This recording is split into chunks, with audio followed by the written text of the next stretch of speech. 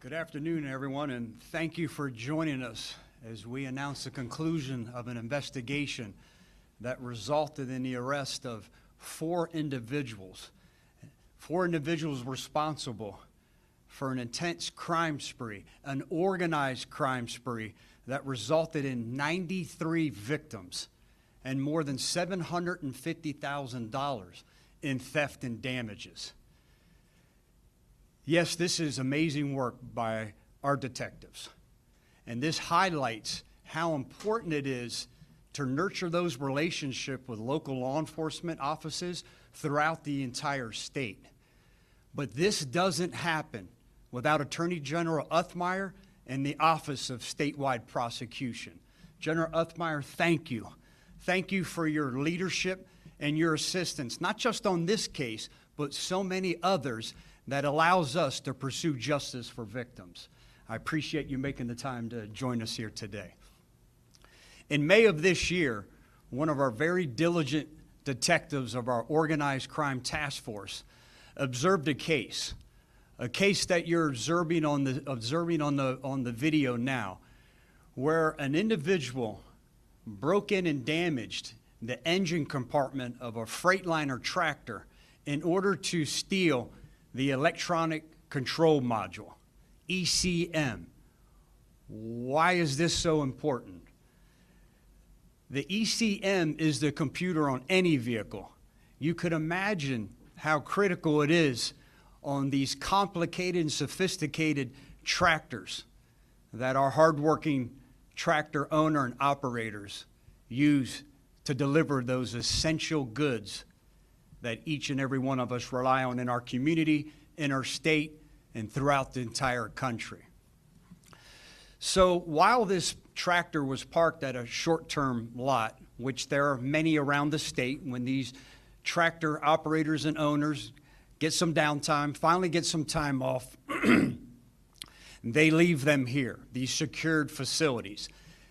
These four individuals would break in to these secure facilities, go in, damage the truck, the engine compartment, to get a hold of these electronic control modules.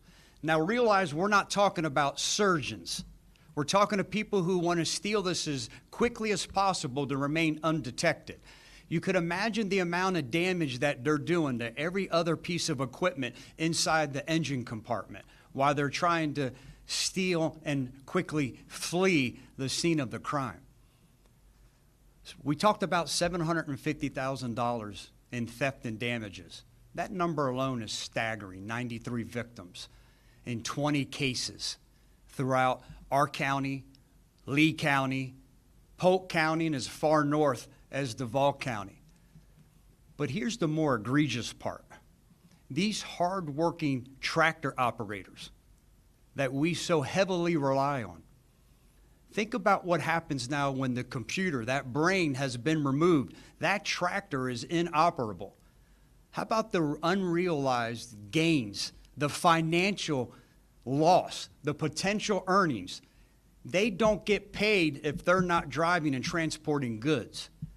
I shudder to think about the value of the money that they've lost, that their families suffered that income because of these four individuals.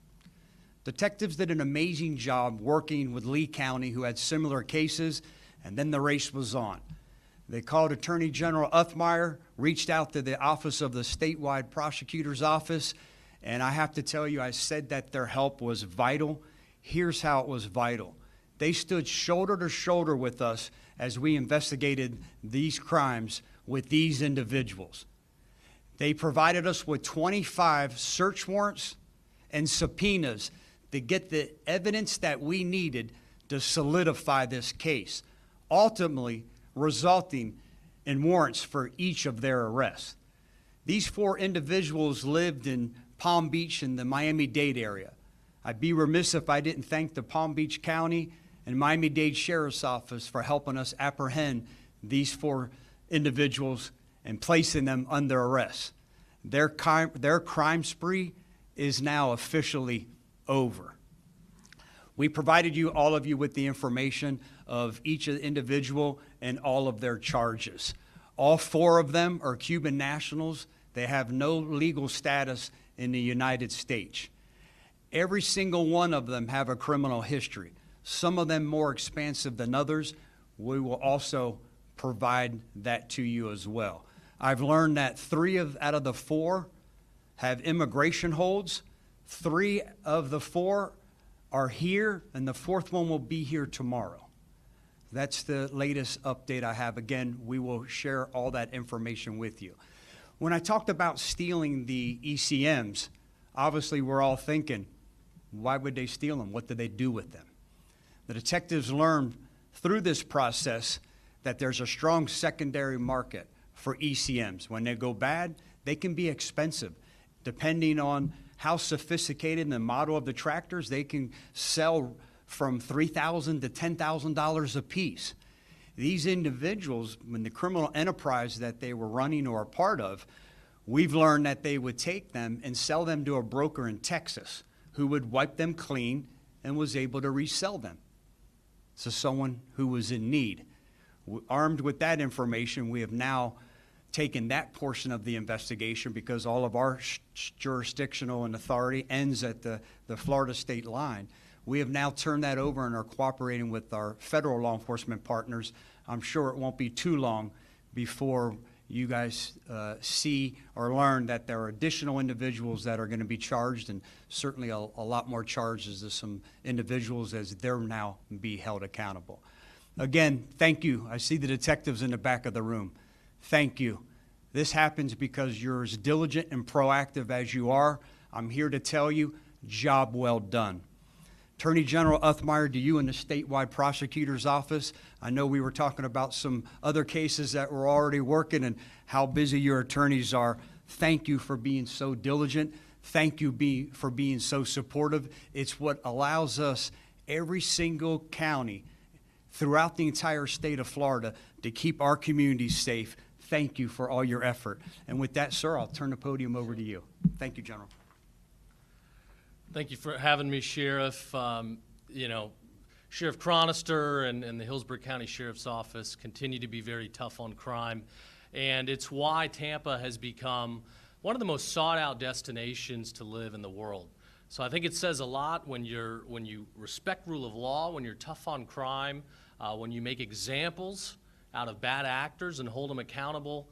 People see that. People want safety, and they want a safe place to raise a family. That's our goal here in Florida.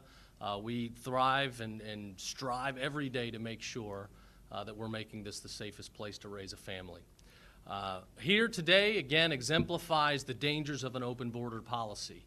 You had one individual here on a green card from the Obama era, and then you had 3 individuals that were here illegally.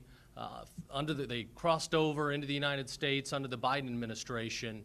They've got criminal records. They shouldn't have been here, and here they are operating this organized scheme to fraud our citizens. And the sheriff talks about, $700,000, but that's only because they busted this ring. If they'd been able to keep going, the victims and the total harm to our society would have continued to increase. So I know collectively, we're going to be bringing charges totaling 139 counts, including RICO, attempted RICO, grand theft, and criminal mischief. So let this be an example to people out there. Leave our citizens alone. When you're engaged in these sophisticated ways to cheat and steal, it shows you got some creativity. There's probably a creative way to go out there and earn a good, honest living, but leave our citizens alone. So we're going to continue to fight crime every single day. I look forward to spending more time with you. And we're going to continue working hard to support the Trump administration and ensure that we have a closed border and that we are detaining and deporting people that should not be here. We'll make sure they serve their time, and then we'll get them back home where they need to be. So thank you very much. Thank you, General Uthmeier. At this time, me or the General will attempt to answer any questions you may have. First of all, if they're from the Palm Beach and Miami area, do you know how and why they chose to come to Hillsborough County or points north of there? I don't, only because I think we have a lot of hardworking truckers that live here. We have a lot of storage facilities where they're able to safely and securely, that these owner and operators thought that they could leave their trucks. But again, there was no rationale for what they chose.